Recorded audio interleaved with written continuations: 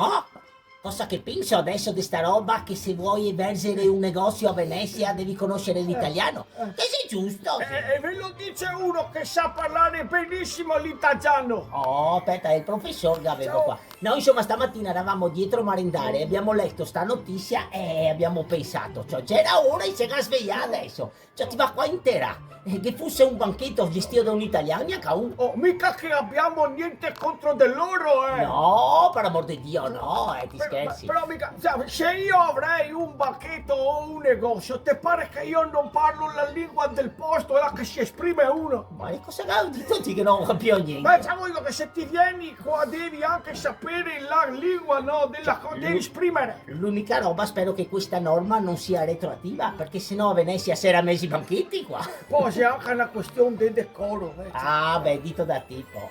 Vabbè, quindi ci siamo capiti. E adesso invece andiamo in zozo.